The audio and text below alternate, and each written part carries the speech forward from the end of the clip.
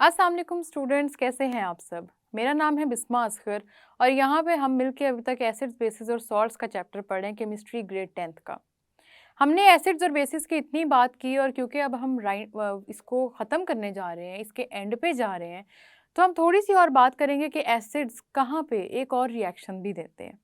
Human body के अंदर acidity का एक रिएक्शन आता है जिसके बारे में आज हम इस लेक्चर में बात करेंगे और उसके बाद हमारा ये जो एसिड्स का टॉपिक है ये एंड की तरफ आ जाएगा। तो आइए चलते हैं लेक्चर की तरफ। तो स्टूडेंट्स, एसिड्स आप सबको याद है, हम सब ने एसिड्स के बारे में इतनी बातें भी की हैं। एसिड्स क्या चीज़ थे? एसिड के बारे में जब हम बात करने लगे थे और हमने जब इसका इंट्रोडक्शन देखा था तो आपको याद होगा कि हमने ये बात पढ़ी थी कि सबसे पहले एसिड्स को नेचर में डिस्कवर किया गया, नेचुरली देखा गया कि अच्छा आपके तो फ्रूट्स में भी होते हैं, आपके मिल्क में भी एसिड है, आपकी बहुत सी चीज़ें ऐसी होती हैं जिसमें एसिड्स मौजूद होते हैं। बीज के स्टिंग की भी हमने बात की कि कुछ एसिड्स तो हैं जो फ्रेंडली नहीं है। वैसे तो बहुत ज़्यादा क्या सारे के सारे एसिड्स वो हैं जो फ्रेंडली नहीं होते। एसिड्स फ्रेंडली नहीं होते, ठीक है? ये बात आपने याद रखनी है। अगर आपके फ्रूट्स में है, आपके मिल्क में है, तो वो और ऐसी फॉर्म्स में प्रेज़ेंट होते हैं या वो इस तरह से इतनी क्वांटिटी में प्रेज़ेंट होते हैं कि उस क्वांटिटी को सेफ़ माना जा सके। तो वो बात अपनी जगह ठीक है कि वो नेचुरली अकरिंग एसिड्स होते हैं, लेकिन एसिड एक मज़ाक की चीज़ नहीं होती। एसिड्स करोसिव होते हैं, एसिड्स डेंजरस होते हैं, एसिड्स बुरे होते हैं, इसलिए इतना आपने इनको लाइट नहीं लेना। हाथ भी नहीं लगा सकते आप एसिड्स को because they are very damaging in nature, they are very corrosive in nature. आपने ये बात याद रखनी है कि बेसिस में तो हमने जब बात की तो सिर्फ पोटेशियम हाइड्रोक्साइड और सोडियम हाइड्रोक्साइड की बेस की बात की ना, लेकिन जब आपने एसिड्स की बात करनी है तो याद रखना है कि acids are very, very harmful in nature. Acids क्योंकि बहुत ही ज़्यादा हार्मफुल होते हैं, लेकिन साथ ही साथ एसिड्स हमारे नेचर में प्रेजेंट भी हैं। आपके मेरे इर्द गिर्द बहुत सी चीज़ों में प्रेजेंट है। हमने नेचुरली अकरिंग एसिड्स पढ़े और देखा कि कितनी चीज़ों में है। ये तो सिट्रस फ्रूट्स में है, उसके अलावा नॉर्मल फ्रूट्स में भी हैं, जिस तरह एप्पल्स हैं, ग्रेप्स हैं। आपके मिल्क में एसिड्स प्रेजेंट है। और भी हमने इतनी चीज़ें देखी, बटर में एसिड्स प्रेजेंट है। याद है ना आप सबको कि कितनी चीज़ें हमने पढ़ी थी। तो एसिड्स हमारी नेचर में एग्जिस्ट करते ही करते हैं। और क्योंकि ये नेचर में एग्जिस्ट करते हैं तो इसलिए हम ज़रूर बात करेंगे हर उस जगह की, हर उस चीज़ की जहाँ पे एसिड मौजूद है। तो हमने जहाँ 8 एसिड्स की बात की, जहाँ हमने ये बात की कि हमारे वो नेचुरली अकरिंग एसिड्स कौन-कौन से हैं, वहाँ आज हम एक और एसिड की बात भी करेंगे। ह्यूमन डिस्कवरी में जिस तरह एसिड्स डिस्कवर हो रहे थे, तो बेटा ऐसा नहीं होता कि अचानक से केमिस्ट्री लैब में बैठे-बैठे कोई चीज़ बन गई। हमेशा आपने याद रखना है कि नेचर में कोई चीज़ ऑलरेडी एग्जिस्ट कर रही होती है, उसी चीज़ का फिर इंसानों को पता लगता है, ह्यूमन्स को पता लगता है, उस पे वो रिसर्च करते हैं और फिर उसका देखते हैं कि क्या वो कहीं और यूज़ हो सकती है, क्या उसके कोई और यूज़ केसेस हैं।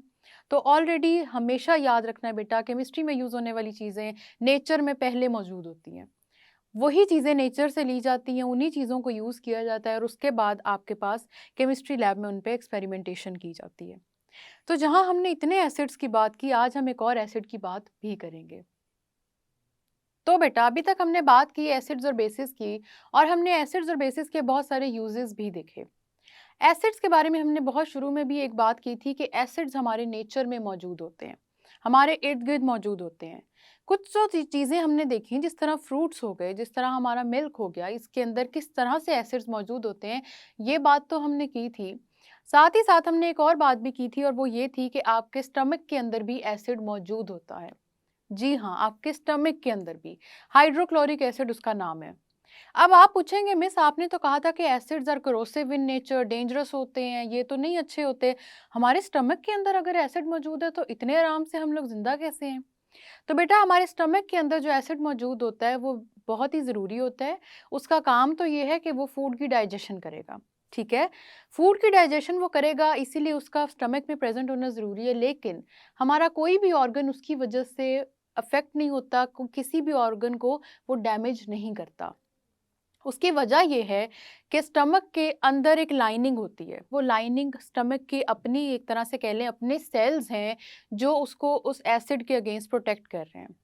तो ये जो स्टमक की लाइनिंग है या जो सेल्स हैं ये बहुत स्ट्रांग होते हैं, इनके अंदर इतनी स्ट्रेंथ होती है कि ये इस एसिड से स्टमक को प्रोटेक्ट कर सकें। और सिर्फ ना सिर्फ स्टमक को बल्कि पूरे के पूरे हमारे जितने भी ऑर्गन्स उसके साथ हैं उन सब की प्रोटेक्शन हो जाती है, क्योंकि स्टमक से बाहर तो वो एसिड जाता ही नहीं। डाइजेशन का प्रोसेस आपको यहाँ नज़र आ रहा होगा कि कैसे आपका स्टमक डाइजेस्ट कर लेता है इन सारे के सारे खानों को।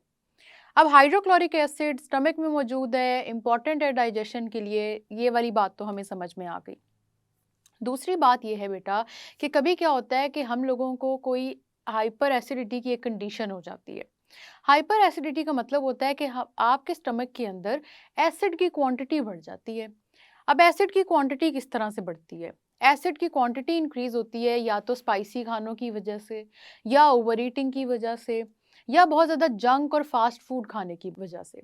उसकी वजह से क्या होता है कि आपके स्टमक के अंदर एसिड की क्वांटिटी इंक्रीज हो जाती है। तो एसिड की क्वांटिटी क्योंकि इंक्रीज हो जाती है तो उसकी वजह से अब कुछ ना कुछ सिम्टम्स तो होंगे ना। एक तो है नॉर्मल कॉन्सेंट्रेशन एसिड की। नॉर्मल कॉन्सेंट्रेशन है, स्टमक में है, फूड आ रहा है, डाइजेस्ट हो रहा है, and it goes like this. ये तो हो गई नॉर्मल कॉन्सेंट्रेशन। अब अगर एसिड की क्वांटिटी बढ़ेगी तो एसिड की क्वांटिटी बढ़ना कोई इजी चीज़ तो है नहीं, और ना ही ये कोई मजाक है कि आपके अंदर एसिड बढ़ता जा रहा है और आपकी बॉडी आपको बताएगी नहीं कि जी अलर्ट हो जाए, एसिड बढ़ रहा है। इसकी वजह से हमारे अंदर हमारी बॉडी इस तरह से रिस्पॉन्ड करती है कि एक कंडीशन होती है हार्ट बर्न। काफ़ी लोग कहते हैं जिस तरह सीने में जलन हो रही होती है। तो heart burn is basically caused by the increase in the amount of acid. तो एसिड बढ़ेगा जिसकी वजह से हार्ट बर्न होगा। और ये सिर्फ हार्ट बर्न नहीं हो रहा होता, इसके साथ साथ ये जो आपको पूरी लाइनिंग नज़र आ रही है ना डाइजेस्टिव सिस्टम की।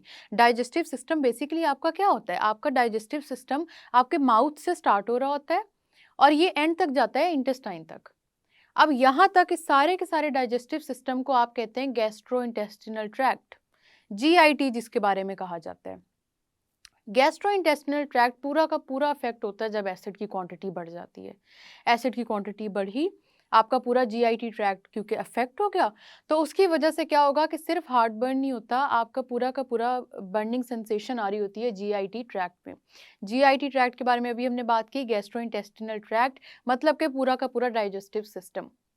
एसिड बढ़ेगा तो एसिड क्योंकि बेटा स्ट्रॉन्ग है, एसिड की नेचर है कि वो करोसिव है, एसिड क्योंकि हार्मफुल चीज़ है, मजाक तो है नहीं। और HCl की तो हमने पहले ही बात की है कि ये बहुत ही स्ट्रॉन्ग एसिड है। तो अगर उसकी क्वांटिटी बढ़ गई जितनी नहीं ज़रूरत है हमारी बॉडी को, तो बॉडी रिएक्ट तो करेगी ना किसी तरह। तो जब वो बॉडी ने रिएक्ट करना, it is going to cause heartburn. Also it is going to cause the symptoms in your gastrointestinal tract. इसकी वजह से पूरा का पूरा डाइजेस्टिव सिस्टम अफेक्ट होता है। अब इस एसिडिटी को कंट्रोल किस तरह किया जाता है? आपका एसिड जब भी कंट्रोल होगा, आपको याद है कि वो बेस कंट्रोल करेगी। क्यों? क्योंकि बेस हमेशा एसिड के इफेक्ट को न्यूट्रलाइज कर देती है, मतलब कैंसल आउट कर देती है। एसिड हार्मफुल है ना, उसकी कोई ना कोई नेचर है, एसिड के अंदर कोई ना कोई ऐसी चीज़ है जो उसको हार्मफुल बना रही है। आपने एसिड को अगर बिल्कुल उसका इफेक्ट ख़त्म करना है ना, तो आपने उसके ऊपर डाल देनी है बेस। अब बेसिस भी क्योंकि मजाक तो है नहीं, तो अब ये नहीं होगा कि आपने अगर एसिड के साथ बेस डाली है तो एसिड का तो इफेक्ट ख़त्म हो गया लेकिन बेस का इफेक्ट शुरू हो जाएगा। ऐसा नहीं होता। जब आप एसिड्स और बेसिस को इकट्ठा डालते हैं तो वो दोनों एक दूसरे के इफेक्ट को क्योंकि ख़त्म कर देती हैं, तो रिजल्ट में आपके पास ना तो एसिड का कोई हार्मफुल इफेक्ट आएगा और ना ही बेसिस का। तो जो हमारे पास एसिड्स होते हैं, जब एसिडिटी बढ़ जाती है तो हमें बेसिस लेनी पड़ती हैं। बेसिस हमारी मेडिसिन में इंक्लूड होती हैं।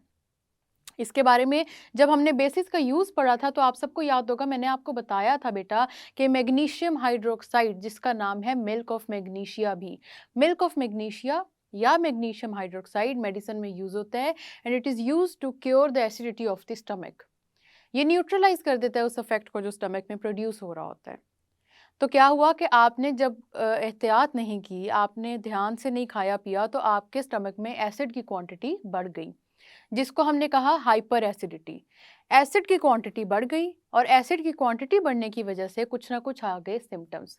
वो सिम्टम्स क्योंकि इतने फ्रेंडली तो हैं नहीं, आपके और मेरे अंदर वो सिम्टम्स आएंगे तो हमें पता भी लगेगा, वो चीज़ें हमें बिल्कुल रेस्टलेस भी करेंगी और अनकंफर्टेबल भी करेंगी। तो फिर उसका इफेक्ट न्यूट्रलाइज करने के लिए, उस एक्सेसिव एसिड का इफेक्ट न्यूट्रलाइज करने के लिए जिस चीज़ को हमने यूज़ करना है वो है बेस, जिसके बारे में हमने पढ़ा भी, मैग्नीशियम हाइड्रोक्साइड, जिसका दूसरा नाम है मिल्क ऑफ मैग्नीशिया। तो आपने याद रखनी है इस बात को। पेपर पॉइंट ऑफ व्यू से एमसीक्यू में पूछा जाता है कि स्टमक की एसिडिटी को रिलीज करने के लिए कौन सी बेस यूज होती है। तो याद रख लो बेटा, मैग्नीशियम हाइड्रोक्साइड वो बेस है जो आपकी एसिडिटी को खत्म करती है। ये बात समझ में आ गई? ठीक है, यहाँ पे हमने ये बात कर ली और हमने ये भी देख लिया कि कैसे आपने एसिडिटी को कंट्रोल करना है। अब एसिड्स और बेसिस क्योंकि एक दूसरे का इफेक्ट न्यूट्रलाइज तो कर देती हैं, लेकिन ज़रूरी तो नहीं कि आप हमेशा ये एसिडिटी का प्रॉब्लम होता रहे, बेस बेस ऐड होती रहे। देखो, हर चीज़ एक्सेस में जाएगी जब भी वो हार्मफुल तो होगी। इसीलिए कुछ चीज़ें होती हैं जिसका ख्याल रखना बहुत ज़रूरी है। हम पढ़ तो केमिस्ट्री और एसिड्स को रहे हैं, लेकिन हम ये देखेंगे कि एसिड्स अगर हमारी बॉडी में प्रेजेंट है तो एसिड्स के बारे में तो हमने मिलके पढ़ा ना कि कितने डेंजरस होते हैं। अगर हमारी बॉडी के अंदर वो प्रेजेंट है तो हम ये चाहेंगे कि वो कभी भी एक्सेसिव क्वांटिटी में ना जाए। ख्याल करेंगे, एहतियात करेंगे, जो हम सबको करनी चाहिए, जो कि हेल्दी लिविंग के लिए बहुत इंपॉर्टेंट है, हम सबकी हेल्थ के लिए बहुत इंपॉर्टेंट है। दो तीन चीज़ें हैं जिसमें से सबसे पहली तो ये है कि क्योंकि आपका स्पाइसी फूड, आपका ऑयली फूड एसिड की क्वांटिटी को इंक्रीज़ कर देता है, इसलिए कोशिश करें कि ये वाली जो चीज़ें हैं वो आपके फूड में कम हों। जब आपकी डाइट बैलेंस्ड होती है ना, तब आपको एसिडिटी के प्रॉब्लम्स नहीं होते। और डाइट बैलेंस्ड क्या होती है, आपको याद होगा कि कार्बोहाइड्रेट्स, प्रोटीन्स और फैट्स, इनकी एक स्पेसिफिक अमाउंट्स होती हैं। जब वो अमाउंट हम बिल्कुल उसी तरह से ले रहे होते हैं ना, तब एसिडिटी नहीं होती। क्यों? क्योंकि तब हमारी डाइट बैलेंस्ड होती है। तो डाइट को बैलेंस रखना है हमने। डाइट को बैलेंस रखने के साथ साथ हमने ये भी ध्यान रखना है कि डाइट तो चले बैलेंस्ड हो गई, अब स्पाइसी भी ना हो, क्योंकि स्पाइसी चीज़ें भी एसिडिटी कॉज कर देती हैं। दूसरी चीज़ क्या है? दूसरी चीज़ बेटा ये है कि आपने ये करना है कि whenever you have eaten something, make sure that you do not let down after that. 45 minutes तक कहा जाता है एहतियाती टाइम है कि आपने लेटना नहीं है बस। क्यों? क्योंकि क्या होता है कि ग्रेविटी की फोर्स की वजह से आपका फूड डाउनवर्ड मोशन में जाता है, उसकी सही तरह से डाइजेशन होती है और डाइजेशन होने के बाद वो सही तरह, जिस तरह डाइजेस्टिव सिस्टम ने काम करना है वो वैसे काम कर लेता है। जब आप लेट जाते हैं, ग्रेविटी मोशन तो थोड़ी सी हो रही होती है, लेकिन फूड उस तरह से पास नहीं करता आपके डाइजेस्टिव सिस्टम में या जीआईटी ट्रैक्ट में जिस तरह से उसको करना चाहिए। So lying down right after eating food is also not healthy. आप एक दफ़ा तो चलें लेटे तो कुछ नहीं हुआ, दो दफ़ा लेटे कुछ नहीं हुआ, लेकिन ये चीज़ विद टाइम आपको नुकसान देती है। इसलिए आपने हमेशा कोशिश करनी है कि whenever you have eaten something, do not lie down for 45 minutes at least. तीसरी इंपॉर्टेंट चीज़ ये है कि आप जब भी सोएं, मेक श्योर कि आपका जो सर है वो थोड़ा ऊंचा हो बाकी बॉडी से। इससे क्या होता है कि हमारे अगर डाइजेस्टिव ट्रैक्ट में कोई प्रॉब्लम आ भी गई है तो बैकवर्ड मोशन ऑफ फूड नहीं होती। स्टमक से जब भी बैकवर्ड मोशन ऑफ फूड होती है ना, तब भी ये एसिडिटी का प्रॉब्लम इंक्रीज हो जाता है। तो हमने क्या कोशिश करनी है कि हमारा सर थोड़ा ऊंचा हो, अपर पोजीशन हो उसकी। उसके अलावा हमने 45 मिनट्स तक इंतज़ार करना है। और तीसरी क्या इंपॉर्टेंट चीज़ थी? स्पाइसी फूड का ख्याल रखना है। तो आपने देखा कि जो एसिड्स हैं वो मौजूद हैं, ना सिर्फ नेचर में, हमारी बॉडी के अंदर भी मौजूद हैं। एसिड से प्रोटेक्शन हमें मिल ही जाती है क्योंकि स्टमक के अंदर एक लाइनिंग इस तरह की है। वो स्टमक की लाइनिंग एसिड से हमें, हमारी पूरी बॉडी को देता है प्रोटेक्शन।